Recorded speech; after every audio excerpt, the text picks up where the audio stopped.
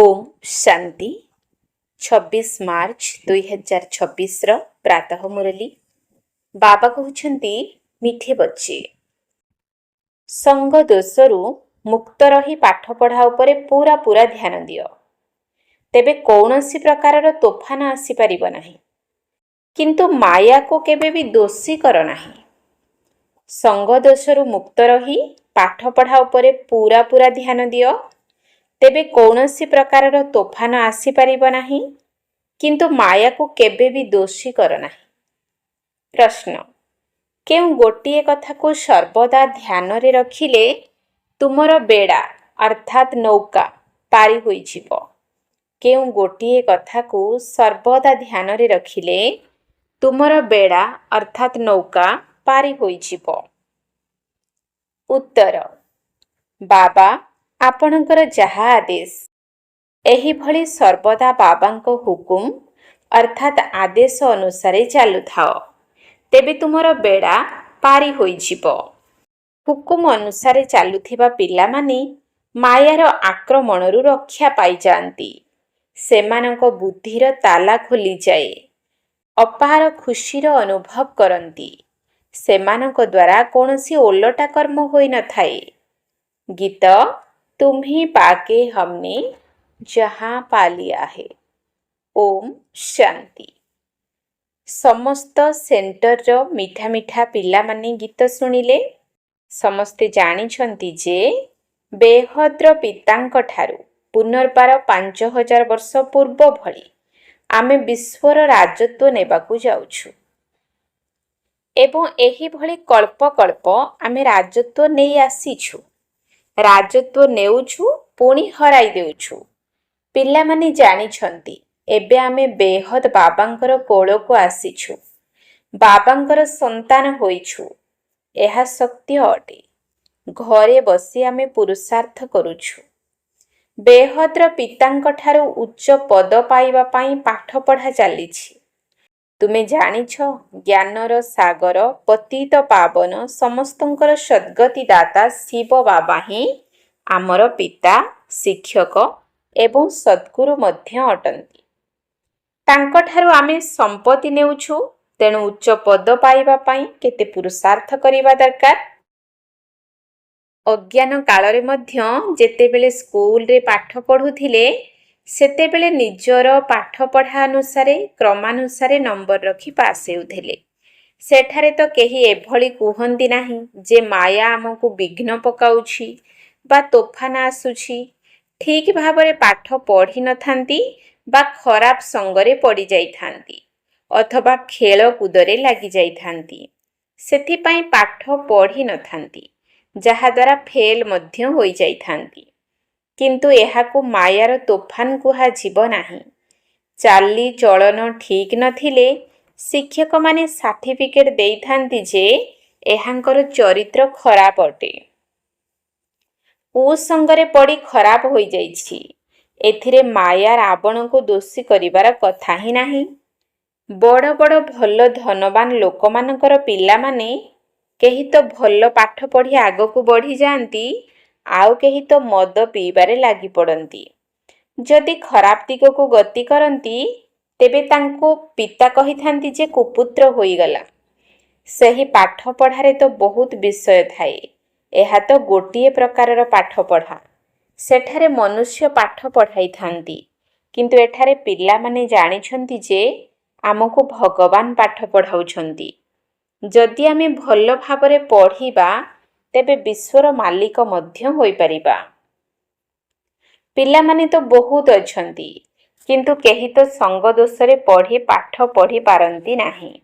एहाकु मायार तोफान काहेकि कुहा जीव? संग दोषरे पढ़ी जदि केही पाठ न पढ़ंती तेबे सेथिरे माया बा शिक्षक बा पिता कोन करि परिबे? पाठ न पढ़िबारु निजर लौकिक घर को चली गले किंतु ड्रामा अनुसारे प्रथमे भट्टीरे पड़िबार थिला। शरण मध्य नेइथिले। काहाकु जदि स्वामी माड़ मारिले बा निर्यातना देले तेबे तांको वैराग्य आसिला। घरे रही पारिले नाही। आउ केही तो एठाको आसी मध्य चली गले। पाठ पढ़ी पारिले नाही तेणु जाई चाकिरी आदि कले ବା ବିବାହ ମଧ୍ୟ କଲେ। ଏହା ତ ଗୋଟିଏ ବାହାନା ଯେ ମାୟାର ତୋଫାନ କାରଣରୁ ପାଠ ପଢ଼ି ପାରୁନାହୁଁ। ଏକଥା ବୁଝି ପାରୁନାହାନ୍ତି ଯେ ସଙ୍ଗ ଦୋଷ କାରଣରୁ ହିଁ ମୋର ଏ ଅବସ୍ଥା ହେଲା ଏବଂ ମୋ ଭିତରେ ବିକାର ମଧ୍ୟ କଡ଼ା ରୂପରେ ଅଛି। ଏକଥା କାହିଁକି କହୁଛ ଯେ ମାୟାର ତୋଫାନ ଲାଗିଲା ତେଣୁ ଖସି ପଡ଼ିଲି? ଏ ସବୁ କିଛି ନିଜ ଉପରେ ନିର୍ଭର କରେ। ପିତା, ଶିକ୍ଷକ, ସଦ୍ଗୁରୁଙ୍କର ଯେଉଁ ଶିକ୍ଷା ମିଳୁଛି ତା ଉପରେ ଚାଲିବା ଦରକାର। ଯଦି ଚାଲି ପାରୁନାହାନ୍ତି ତେବେ କୌଣସି ଖରାପ ସଙ୍ଗ ରହିଛି ବା କାମ ବିକାରର ନିଶା ବା ଦେହ ଅଭିମାନର ନିଶା ରହିଛି। ସବୁ ସେଣ୍ଟରର ପିଲାମାନେ ଜାଣିଛନ୍ତି ଯେ ଆମେ ବେହଦ୍ର ବାବାଙ୍କ ଠାରୁ ବିଶ୍ୱର ରାଜତ୍ୱ ନେବା ପାଇଁ ପାଠ ପଢ଼ୁଛୁ। ଯଦି ନିଶ୍ଚୟ ନଥାନ୍ତା ତେବେ ଏଠାରେ କାହିଁକି ବସିଥାନ୍ତେ? ଦୁନିଆରେ ତ ଆହୁରି ଅନେକ ଆଶ୍ରମ ଅଛି, କିନ୍ତୁ ସେଠାରେ କିଛି ପ୍ରାପ୍ତି ନାହିଁ, କୌଣସି ଲକ୍ଷ୍ୟ ବା ଉଦ୍ଦେଶ୍ୟ ନାହିଁ। ସେହିପରି ଛୋଟ ଛୋଟ ମଠ ପନ୍ଥଗୁଡ଼ିକ ସୃଷ୍ଟି ରୂପୀ ବୃକ୍ଷର ଶାଖା ପ୍ରଶାଖା ଅଟେ। ବୃକ୍ଷ ତ ନିଶ୍ଚିତ ବଢ଼ିବ। ଏହିଠାରେ ତ ସବୁ ଧର୍ମର ସମ୍ପର୍କ ରହିଛି। ମିଠା ଦୈବୀ ବୃକ୍ଷର ଯିଏ ହୋଇଥିବ ସେମାନେ ଅନ୍ୟ ଧର୍ମରେ ଥିଲେ ମଧ୍ୟ ସେଠାରୁ ବାହାରି ଆସିବେ। ସବୁଠାରୁ ମିଠା କିଏ ହୋଇଥିବେ? ଯେଉଁମାନେ ସତ୍ୟଯୁଗର ମହାରାଜା ମହାରାଣୀ ହୋଇଥିବେ। ଏବେ ତୁମେମାନେ ଜାଣୁଛ ଯିଏ ପ୍ରଥମ ନମ୍ବରରେ ଆସୁଛନ୍ତି ସେମାନେ ନିଶ୍ଚିତ ଭଲ ଭାବରେ ପାଠ ପଢ଼ିଥିବେ। ସେହିମାନେ ହିଁ ସୂର୍ଯ୍ୟବଂଶୀ କୂଳରେ ଆସିବେ। ଏଭଳି ମଧ୍ୟ କେହି କେହି ଅଛନ୍ତି ଯେଉଁମାନେ ଗୃହସ୍ଥ ବ୍ୟବହାରରେ ରହି ମଧ୍ୟ ଅର୍ପଣମୟ ଜୀବନ ଯାପନ କରୁଛନ୍ତି, ବହୁତ ସେବା କରୁଛନ୍ତି। ଫରକ ରହିଛି ନା? କେହି କେହି ଯଦିଓ ଏଠାରେ ସମର୍ପିତ ଭାବରେ ରହୁଛନ୍ତି କିନ୍ତୁ ପାଠ ପଢ଼ାଇ ପାରିବେ ନାହିଁ, ତେଣୁ ସେମାନେ ଅନ୍ୟ ସେବାରେ ଲାଗିଯାଇଛନ୍ତି। ସେମାନେ ଶେଷ ସମୟରେ ଅର୍ଥାତ୍ ତ୍ରେତା ଯୁଗର ଶେଷରେ ଅଳ୍ପ କିଛି ସମୟ ପାଇଁ ରାଜପଦ ପ୍ରାପ୍ତ କରିବେ। ଏଭଳି ମଧ୍ୟ ଦେଖାଯାଇଥାଏ ଯେ ଗୃହସ୍ଥୀମାନେ ମଧ୍ୟ ଏଠାରେ ଅର୍ଥାତ୍ ସେଣ୍ଟରରେ ରହୁଥିବା ଭାଇ ଭଉଣୀମାନଙ୍କ ଠାରୁ ମଧ୍ୟ ପଢ଼ିବା ଏବଂ ପଢ଼ାଇବାରେ ଅଧିକ ଯୋଗ୍ୟ ହୋଇଯାଇଥାନ୍ତି। ସମସ୍ତେ ତ ଗୃହସ୍ଥୀ ନୁହନ୍ତି। କନ୍ୟା ବା କୁମାରମାନଙ୍କୁ ଗୃହସ୍ଥୀ କୁହାଯିବ ନାହିଁ। ଆଉ ଯେଉଁମାନେ ବାନପ୍ରସ୍ଥୀ ସେମାନେ 60 ବର୍ଷ ପରେ ନିଜର ସବୁ କିଛି ପିଲାମାନଙ୍କୁ ଦେଇ ନିଜେ କୌଣସି ସାଧୁ ସନ୍ନ୍ୟାସୀଙ୍କ ସଙ୍ଗରେ ଯାଇ ରହିଥାନ୍ତି। କିନ୍ତୁ ଆଜିକାଲି ସମସ୍ତେ ତମୋପ୍ରଧାନ ହୋଇଯିବା କାରଣରୁ ମରିବା ପର୍ଯ୍ୟନ୍ତ ମଧ୍ୟ ବ୍ୟବସାୟ ଆଦିକୁ ଛାଡ଼ୁନାହାନ୍ତି। ଆଗରୁ 60 ବର୍ଷରେ ବାନପ୍ରସ୍ଥ ଅବସ୍ଥା ନେଇ ଚାଲି ଯାଉଥିଲେ, ବନାରସରେ ଯାଇ ରହୁଥିଲେ। ଏକଥା ତ ପିଲାମାନେ ଜାଣିଛନ୍ତି ଯେ ଏଠାରୁ କେହି ପରମ ଧାମକୁ ଫେରି ଯାଇପାରିବେ ନାହିଁ, ସଦ୍ଗତି ମଧ୍ୟ ପ୍ରାପ୍ତ କରିପାରିବେ ନାହିଁ। ବାବା ହିଁ ମୁକ୍ତି ଜୀବନ ମୁକ୍ତି ଦାତା ଅଟନ୍ତି। ତଥାପି ମଧ୍ୟ ସମସ୍ତେ ଜୀବନ ମୁକ୍ତି ପଦ ପାଇପାରନ୍ତି ନାହିଁ। କେହି କେହି ତ ମୁକ୍ତିକୁ ମଧ୍ୟ ଚାଲିଯାଆନ୍ତି। ଏବେ ତ ଆଦି ସନାତନ ଦେବୀ ଦେବତା ଧର୍ମର ସ୍ଥାପନା ହେଉଛି। ତେବେ ଯିଏ ଯେତେ ପୁରୁଷାର୍ଥ କରିପାରିବ। ଏଥିରେ ମଧ୍ୟ କୁମାରୀମାନଙ୍କ ପାଇଁ ଭଲ ସୁଯୋଗ ରହିଛି। ଯେଉଁମାନେ ପାରଲୌକିକ ପିତାଙ୍କର ଉତ୍ତରାଧିକାରୀ ହୋଇଯାଇଥାନ୍ତି। ବାସ୍ତବରେ ସବୁ ସନ୍ତାନ ବାବାଙ୍କ ଠାରୁ ବର୍ଷା ନେବାର ହକଦାର ଅଟନ୍ତି। ଲୌକିକ ଦୁନିଆରେ ତ ଝିଅମାନଙ୍କୁ ସମ୍ପତ୍ତି ମିଳିନଥାଏ। ପୁଅମାନଙ୍କ ଭିତରେ ସମ୍ପତ୍ତିର ଲାଳସା ଥାଏ। ଯଦିଓ କେହି କେହି ଅଛନ୍ତି ଯେଉଁମାନେ ଭାବିଥାନ୍ତି ବାବାଙ୍କ ଠାରୁ ସମ୍ପତ୍ତି ତ ମିଳିବ କିନ୍ତୁ ଲୌକିକ ସମ୍ପତ୍ତି ମଧ୍ୟ ନେବାର ଅଛି, ତାକୁ କାହିଁକି ଛାଡ଼ିବେ? ତେଣୁ ଦୁଇଟି ଯାକ ପାଠ ପଢ଼ିଥାନ୍ତି। ଏହିଭଳି ଭିନ୍ନ ଭିନ୍ନ ପ୍ରକାରର ପିଲା ଅଛନ୍ତି। ତେବେ ଏକଥା ତ ତୁମେମାନେ ଜାଣୁଛ ଯେ ଯିଏ ଭଲ ପାଠ ପଢ଼ିଥାନ୍ତି ସେମାନେ ଉଚ୍ଚ ପଦ ପାଇଥାନ୍ତି। ପ୍ରଜାରେ ମଧ୍ୟ ବହୁତ ସାହୁକାର ହୋଇଯାଇଥାନ୍ତି। ସେଣ୍ଟରରେ ରହିଲା ବାଲାଙ୍କୁ ତ ଭିତରେ ହିଁ ରହିବାକୁ ପଡ଼ିଥାଏ, ଅର୍ଥାତ୍ ରାଜ ପରିବାରରେ ଆସିଥାନ୍ତି କିନ୍ତୁ ଦାସଦାସୀ ହୋଇଯାଆନ୍ତି। ପୁଣି ସେମାନଙ୍କୁ ତ୍ରେତା ଯୁଗର ଶେଷରେ 3, 4 ବା 5 ଜନ୍ମ ପାଇଁ ରାଜପଦ ମିଳିଥାଏ। ଏମାନଙ୍କ ଠାରୁ ତ ସେହି ସାହୁକାର ପଦ ଭଲ, ଯାହାଙ୍କର ସାହୁକାରୀ ସତ୍ୟ ଯୁଗରୁ ଆରମ୍ଭ କରି ଶେଷ ପର୍ଯ୍ୟନ୍ତ କାୟମ ରହିଥାଏ। ତେଣୁ ଗୃହସ୍ଥ ବ୍ୟବହାରରେ ରହି ସାହୁକାରୀ ପଦ କାହିଁକି ନ ନେବ? ତେବେ ରାଜପଦ ପାଇବା ପାଇଁ ଚେଷ୍ଟା କରିଥାନ୍ତି, କିନ୍ତୁ ଯଦି ଖସି ପଡୁଛନ୍ତି ତେବେ ପ୍ରଜାରେ ମଧ୍ୟ ଭଲ ପଦ ପାଇବାର ପୁରୁଷାର୍ଥ କରିବା ଉଚିତ। ତାହା ମଧ୍ୟ ଉଚ୍ଚ ପଦ ହେଲା ନା। ଯେଉଁମାନେ ଏଠାରେ ରହୁଛନ୍ତି ସେମାନଙ୍କ ଠାରୁ ବାହାରେ ରହୁଥିବା ଭାଇ ଭଉଣୀ ମଧ୍ୟ ବହୁତ ଉଚ୍ଚ ପଦ ପାଇପାରିବେ। ତେବେ ସବୁକିଛି ନିଜର ପୁରୁଷାର୍ଥ ଉପରେ ନିର୍ଭର କରୁଛି। ପୁରୁଷାର୍ଥ କେବେ ବ୍ୟର୍ଥ ଯିବ ନାହିଁ। ପ୍ରଜାରେ ମଧ୍ୟ ଯିଏ ବଡ଼ରୁ ବଡ଼ ସାହୁକାର ହେବେ ସିଏ ମଧ୍ୟ ଲୁଚି ରହିପାରିବେ ନାହିଁ। ଏମିତି ନୁହେଁ ଯେ ବାହାରର ଭାଇ ଭଉଣୀମାନଙ୍କୁ କିଛି କମ୍ ପଦ ମିଳିବ। ତେବେ ଶେଷ ସମୟରେ ରାଜପଦ ପାଇବା ଭଲ ନା ପ୍ରଜାରେ ଆରମ୍ଭରୁ ଶେଷ ପର୍ଯ୍ୟନ୍ତ ଉଚ୍ଚ ପଦ ପାଇବା ଭଲ? ଯେଉଁମାନେ ଗୃହସ୍ଥ ବ୍ୟବହାରରେ ରହୁଛନ୍ତି ସେମାନଙ୍କୁ ଏତେ ମାୟାର ତୋଫାନ ଆସିନଥାଏ। ଯେଉଁମାନେ ଏଠାରେ ସମର୍ପିତ ହୋଇ ରହୁଛନ୍ତି ସେମାନଙ୍କୁ ତୋଫାନ ବହୁତ ଆସିଥାଏ। ସାହସ ରଖନ୍ତି ଯେ ଆମେ ଶିବ ବାବାଙ୍କର ଶରଣରେ ଅଛୁ, କିନ୍ତୁ ସଙ୍ଗ ଦୋଷରେ ଆସି ପାଠ ପଢ଼ିନଥାନ୍ତି। ଶେଷ ସମୟରେ ସବୁକିଛି ଜଣା ପଡ଼ିଯିବ। ସାକ୍ଷାତକାର ହେବ, କିଏ କେଉଁ ପଦ ପାଇବ। କ୍ରମାନୁସାରେ ପାଠ ପଢ଼ୁଛନ୍ତି ନା।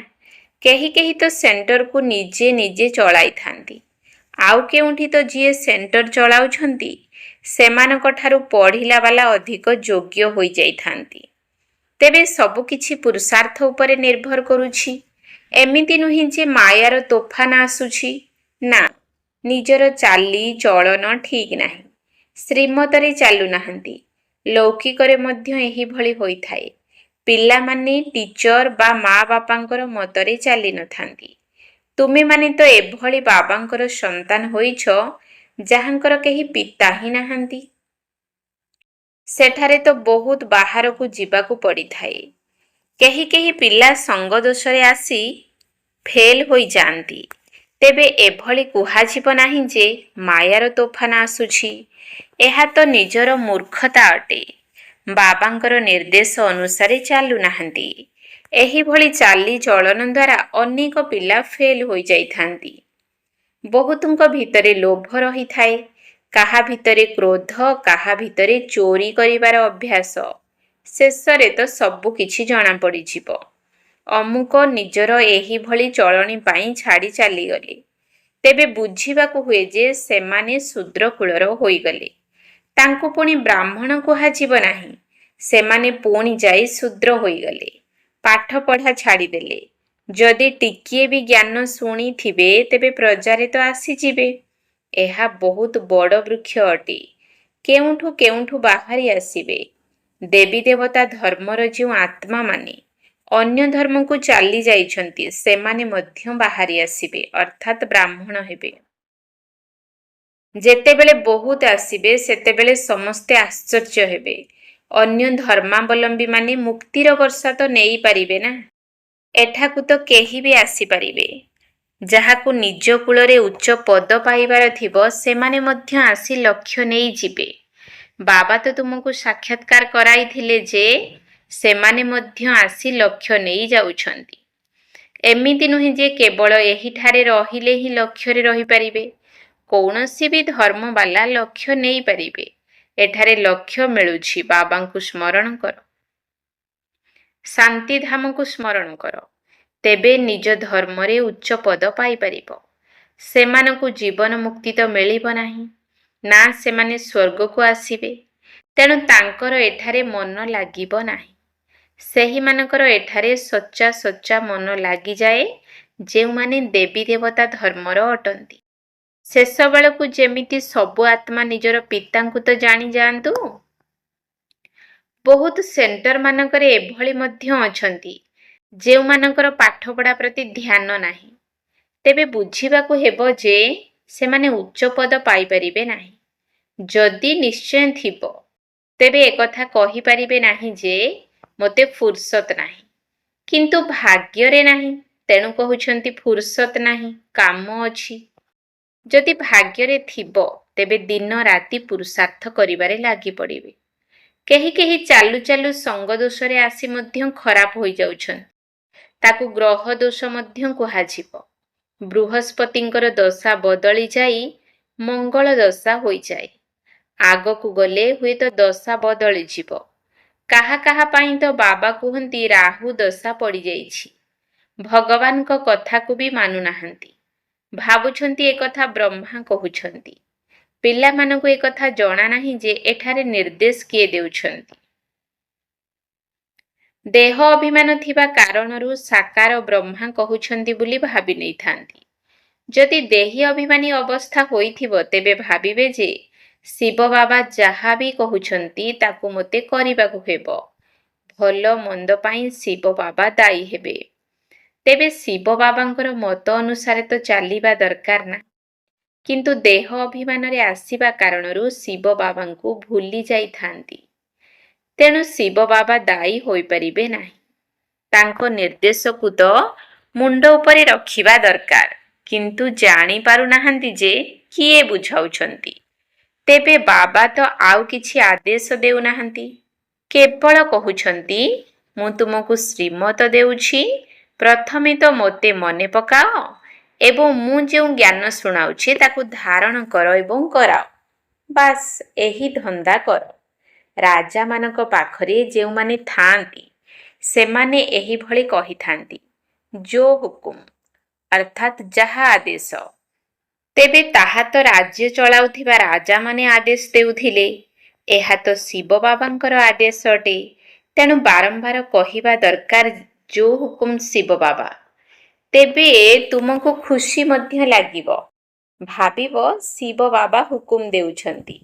ଶିବ ବାବାଙ୍କର ସ୍ମୃତିରେ ରହିବା ଦ୍ୱାରା ବୁଦ୍ଧିର ତାଲା ମଧ୍ୟ ଖୋଲିଯିବ। ଶିବ ବାବା କହୁଛନ୍ତି ତୁମର ଏହି ଅଭ୍ୟାସ ହୋଇଯିବା ଦରକାର, ଯାହାଦ୍ୱାରା ବେଡ଼ା ପାରି ହୋଇଯିବ। କିନ୍ତୁ ଏହା ହିଁ କଷ୍ଟକର, କାରଣ ବାରମ୍ବାର ଭୁଲି ଯାଇଥାନ୍ତି। ଏଭଳି କହିବା ଉଚିତ ନୁହେଁ ଯେ ମାୟା ଭୁଲାଇ ଦେଉଛି, ଆମେ ଭୁଲି ଯାଉଛୁ, ସେଥିପାଇଁ ଓଲଟା କାମ ହୋଇଯାଉଛି। ଏଭଳି ବହୁତ କନ୍ୟାମାନେ ଅଛନ୍ତି ଯେଉଁମାନେ ଜ୍ଞାନ ତ ବହୁତ ଭଲ ଦେଉଛନ୍ତି, କିନ୍ତୁ ଯୋଗ ନାହିଁ, ଯାହାଦ୍ୱାରା ହିଁ ବିକର୍ମ ବିନାଶ ହେବ। ଏଭଳି ବହୁତ ଭଲ ଭଲ ସନ୍ତାନ ଅଛନ୍ତି ଯାହାଙ୍କର ଯୋଗ ବିଲକୁଲ ନାହିଁ। ଚାଲିଚଳନରୁ ଜଣା ପଡ଼ିଯାଇଥାଏ ଯୋଗରେ ରହୁନାହାନ୍ତି। ପାପ ରହିଯିବା କାରଣରୁ ଭୋଗିବାକୁ ପଡ଼ୁଛି। ଏଥିରେ ମାୟାର ତୋଫାନର ତ କୌଣସି କଥା ନାହିଁ। ବୁଝିଯାଅ ଯେ ଏହା ମୋର ଭୁଲ, ମୁଁ ଶ୍ରୀମତରେ ଚାଲୁନାହିଁ। ଏଠାକୁ ତୁମେ ରାଜଯୋଗ ଶିଖିବା ପାଇଁ ଆସିଛ, ଏଠାରେ ପ୍ରଜାଯୋଗ ଶିଖାଯାଉ ନାହିଁ। ମାତା ପିତା ତ ଅଛନ୍ତି, ସେମାନଙ୍କୁ ଅନୁକରଣ କର, ତେବେ ତୁମେ ମଧ୍ୟ ସିଂହାସନର ଅଧିକାରୀ ହୋଇପାରିବ। ଏମାନେ ସେଠାରେ ଯାଇ ଶ୍ରୀ ଲକ୍ଷ୍ମୀ ନାରାୟଣ ହେଉଛନ୍ତି, ତେଣୁ ମାତା ପିତାଙ୍କୁ ଅନୁକରଣ କରିବା ଉଚିତ। ଅନ୍ୟ ଧର୍ମବାଲା ମଦର ଫାଦରଙ୍କୁ ଅନୁକରଣ କରନ୍ତି ନାହିଁ, ସେମାନେ ତ ଫାଦରଙ୍କୁ ହିଁ ମାନିଥାନ୍ତି। ଏଠାରେ ତ ଦୁଇ ଜଣ ଅଛନ୍ତି, ଗଡ୍ ଈଶ୍ୱର, ଯିଏକି ସୃଷ୍ଟିର ରଚୟିତା ଅଟନ୍ତି। ମଦରଙ୍କର ଗୁପ୍ତ ରହସ୍ୟ ରହିଛି। ମା ବାପା ପାଠ ପଢ଼ାଇ ଚାଲିଛନ୍ତି ଏବଂ ବୁଝାଉଛନ୍ତି, ଏଭଳି କର ନାହିଁ, ଏଭଳି କର। ଶିକ୍ଷକ ଯଦି କୌଣସି ଦଣ୍ଡ ଦେବେ ତେବେ ସ୍କୁଲ ଭିତରେ ହିଁ ଦେବେ ନା। ଏମିତି ନୁହେଁ ଯେ ପିଲା କହିବ ମୋର ଇଜ୍ଜତ ନେଉଛ। ଲୌକିକ ପିତା ଯଦି 5-6 ଜଣ ପିଲାଙ୍କ ସମ୍ମୁଖରେ ଚାପୁଡ଼ା ମାରିବେ, ତେବେ ପିଲା କ'ଣ ଏପରି କହିବ ଯେ ମୋତେ 5-6 ଜଣଙ୍କ ଆଗରେ କାହିଁକି ମାରିଲ? ନା, ଏଠାରେ ତ ପିଲାମାନଙ୍କୁ ଶିକ୍ଷା ଦିଆଯାଉଛି। ଯଦି ଚାଲିପାରୁନାହଁ ତେବେ ଗୃହସ୍ଥ ବ୍ୟବହାରରେ ରହି ପୁରୁଷାର୍ଥ କର। ଯଦି ଏଇଠି ରହି ଅପସେବା କରିବ ତେବେ ଯାହା ବି ଅଳ୍ପ ବହୁତ ଜମା ଥିବ ତାହା ମଧ୍ୟ ଶେଷ ହୋଇଯିବ। ଯଦି ନ ପଢ଼ିବାର ଅଛି ତେବେ ଛାଡ଼ି ଦିଅ। ବାସ୍ ମୁଁ ଚାଲିପାରୁ ନାହିଁ, ନିନ୍ଦା କରିବା କ'ଣ ଦରକାର? ଅନେକ ସନ୍ତାନ ଅଛନ୍ତି, କେହି କେହି ପଢ଼ିବେ, କେହି ମଧ୍ୟ ପାଠପଢ଼ା ଛାଡ଼ିଦେବେ। ପ୍ରତ୍ୟେକଙ୍କୁ ନିଜର ପାଠପଢ଼ାରେ ମସ୍ତ ରହିବା ଦରକାର। ବାବା କହୁଛନ୍ତି ପରସ୍ପର ଠାରୁ ସେବା ନିଅ ନାହିଁ। କୌଣସି ଅହଙ୍କାର ମଧ୍ୟ ଆସିବା ଉଚିତ ନୁହେଁ। ଅନ୍ୟଠାରୁ ସେବା ନେବା ଏହା ମଧ୍ୟ ଦେହ ଅହଙ୍କାର ଅଟେ। ବାବାଙ୍କୁ ବୁଝାଇବାକୁ ପଡ଼ିବ ନା, ନଚେତ୍ ଯେତେବେଳେ ଟ୍ରିବ୍ୟୁନାଲ ବସିବ ସେତେବେଳେ କହିବେ ମୋତେ କ'ଣ ଏସବୁ ନିୟମ କାନୁନ ବିଷୟରେ ଜଣାଥିଲା? ସେଥିପାଇଁ ବାବା ବୁଝାଉଛନ୍ତି, ପୁଣି ଶେଷରେ ସାକ୍ଷାତକାର କରାଇ ଦଣ୍ଡ ଦେବେ। ପ୍ରମାଣ ବିନା କ'ଣ ଦଣ୍ଡ ମିଳିପାରିବ? ଆଚ୍ଛା, ବାବା ତ କଳ୍ପ ପୂର୍ବ ଭଳି ବହୁତ ବୁଝାଉଛନ୍ତି। ପ୍ରତ୍ୟେକଙ୍କର ଭାଗ୍ୟକୁ ଦେଖାଯାଇଥାଏ। କେହି ତ ସେବା କରି ନିଜର ଜୀବନକୁ ହୀରା ଭଳି ଗଢ଼ୁଛନ୍ତି, ଆଉ କେହି ଅଛନ୍ତି ଯିଏକି ନିଜର ଭାଗ୍ୟରେ ପୂର୍ଣ୍ଣଚ୍ଛେଦ ପକାଇ ଦେଉଛନ୍ତି। ଆଚ୍ଛା, ମିଠା ମିଠା ଶିଖିଲ ଧେ ସନ୍ତାନମାନଙ୍କ ପ୍ରତି ମାତା ପିତା ବାପ୍ ଦାଦାଙ୍କର ମଧୁର ସ୍ନେହ ସମ୍ପନ୍ନ ଶୁଭେଚ୍ଛା ଏବଂ ସୁପ୍ରଭାତ। ଆତ୍ମିକ ପିତାଙ୍କର ଆତ୍ମିକ ସନ୍ତାନମାନଙ୍କୁ ନମସ୍ତେ। ଆତ୍ମିକ ସନ୍ତାନମାନଙ୍କର ଆତ୍ମିକ ବାପ୍ ଦାଦାଙ୍କୁ ନମସ୍ତେ ନମସ୍ତେ ନମସ୍ତେ। ସୁପ୍ରଭାତ। ଧାରଣା ପାଇଁ ମୁଖ୍ୟ ସାର 1 ନମ୍ବର ପଏଣ୍ଟ। ପିତା ଶିକ୍ଷକ ସଦ୍ଗୁରୁଙ୍କ ଦ୍ୱାରା ଯାହା ଶିକ୍ଷା ମିଳୁଛି ତାହା ଉପରେ ଚାଲିବାକୁ ହେବ। ମାୟାକୁ ଦୋଷ ନ ଦେଇ ନିଜର ଅବଗୁଣକୁ ଯାଞ୍ଚ କରି ସେଗୁଡ଼ିକୁ ବାହାର କରିଦେବାକୁ ହେବ। ପିତା ଶିକ୍ଷକ ସଦ୍ଗୁରୁଙ୍କ ଦ୍ୱାରା ଯାହା ଶିକ୍ଷା ମିଳୁଛି ତାହା ଉପରେ ଚାଲିବାକୁ ହେବ। ମାୟାକୁ ଦୋଷ ନ ଦେଇ ନିଜର ଅବଗୁଣକୁ ଯାଞ୍ଚ କରି ସେଗୁଡ଼ିକୁ ବାହାର କରିଦେବାକୁ ହେବ। 2 ନମ୍ବର ପଏଣ୍ଟ। ଅହଙ୍କାରକୁ ତ୍ୟାଗ କରି ନିଜର ପାଠ ପଢ଼ାରେ ମସ୍ତ ରହିବାକୁ ହେବ। କେବେ ବି କାହାଠାରୁ ସେବା ନେବାର ନାହିଁ। ସଙ୍ଗ ଦୋଷଠାରୁ ବହୁତ ବହୁତ ଦୂରେଇ ରହିବାକୁ ହେବ। ଅହଙ୍କାରକୁ ତ୍ୟାଗ କରି ନିଜର ପାଠ ପଢ଼ାରେ ମସ୍ତ ରହିବାକୁ ହେବ। କେବେ ବି କାହାଠାରୁ ସେବା ନେବାର ନାହିଁ। ସଙ୍ଗ ଦୋଷଠାରୁ ବହୁତ ବହୁତ ଦୂରେଇ ରହିବାକୁ ହେବ। ବରଦାନ। ସଂକଳ୍ପର ଇଙ୍ଗିତ ଦ୍ୱାରା ସାରା କାରବାର ଚଳାଉଥିବା ସର୍ବଦା ଲାଇଟର ମୁକୁଟଧାରୀ ହୁଅ। ସଂକଳ୍ପର ଇଙ୍ଗିତ ଦ୍ୱାରା ସାରା କାରବାର ଚଲାଉଥିବା ସର୍ବଦା ଲାଇଟର ମୁକୁଟଧାରୀ ହୁଅ। ଯେଉଁ ପିଲାମାନେ ସର୍ବଦା ହାଲୁକା ସ୍ଥିତିରେ ରହିଥାନ୍ତି ସେମାନଙ୍କର ସଂକଳ୍ପ ବା ସମୟ କେବେ ବି ବ୍ୟର୍ଥରେ ଯାଇନଥାଏ। କେବଳ ସେହି ସଂକଳ୍ପ ଉଠିଥାଏ ଯାହା ହେବାର ଥିବ। ଯେପରି କଥାରେ କହିବା ଦ୍ୱାରା ନିଜର ଭାବକୁ ବା କଥାକୁ ସ୍ପଷ୍ଟ କରିଥାନ୍ତି, ସେହିପରି ସଂକଳ୍ପ ଦ୍ୱାରା ସାରା କାରବାର ଚାଲିଥାଏ। ଯେତେବେଳେ ତୁମେମାନେ ଏହିଭଳି ବିଧିକୁ ଆପଣାଇ ନେବ ସେତେବେଳେ ଏହି ସାକାର ବତନ ସୂକ୍ଷ୍ମ ବତନ ପାଲଟିଯିବ। ଏଥିପାଇଁ ନିରବତାର ବା ଶାନ୍ତିର ଶକ୍ତିକୁ ଜମା କର ଏବଂ ଆଲୋକର ମୁକୁଟଧାରୀ ହୋଇ ରୁହ। ସ୍ଲୋଗାନ। ଯଦି ଏହି ଦୁଃଖଧାମଠାରୁ ନିଜକୁ ଦୂରେଇ ରଖିବ ତେବେ କେବେ ବି ଦୁଃଖର ଢେଉ ଆସିପାରିବ ନାହିଁ। ଯଦି ଏହି ଦୁଃଖଧାମଠାରୁ ନିଜକୁ ଦୂରେଇ ରଖିବ ତେବେ କେବେ ବି ଦୁଃଖର ଢେଉ ଆସିପାରିବ ନାହିଁ। ଅବ୍ୟକ୍ତ ଇଶାରା। ନିଶ୍ଚୟର ମୂଳଦୁଆକୁ ମଜବୁତ କରି ସର୍ବଦା ନିର୍ଭୟ ଏବଂ ନିଶ୍ଚିନ୍ତ ରୁହ। ଯେପରି କାରରେ ବ୍ୟାଟେରୀ ଯେତେବେଳେ ଟିକିଏ ଢିଲା ହୋଇଯାଏ ବା ଦୁର୍ବଳ ହୋଇଥାଏ ସେତେବେଳେ କାର ଆପେ ଆପେ ଷ୍ଟାର୍ଟ ହୋଇପାରେ ନାହିଁ। ସେଥିପାଇଁ ଅନ୍ୟମାନଙ୍କ ଦ୍ୱାରା ଟିକିଏ ଧକ୍କା ଦେବାକୁ ପଡ଼ିଥାଏ। ସେହିପରି ଯେଉଁ ଆତ୍ମା ଉପରେ ତୁମର ବିଶ୍ୱାସ ରହିଛି ଏବଂ ଭାବୁଛ ଏହାଙ୍କଠାରୁ ମୋତେ ସାହାଯ୍ୟ ମିଳିପାରିବ, ତାଙ୍କଠାରୁ କିଛିଟା ସହଯୋଗ ନେଇ ଆଗକୁ ବଢ଼ିଯିବା ଉଚିତ। ଦୁର୍ବଳତାର କଥାଗୁଡ଼ିକୁ ଯଦି ଅଧିକ ନ ଭାବିବ ତେବେ ଖୁସିରେ ଆଗକୁ ବଢ଼ିଯାଇପାରିବ। ଓମ୍ ଶାନ୍ତି।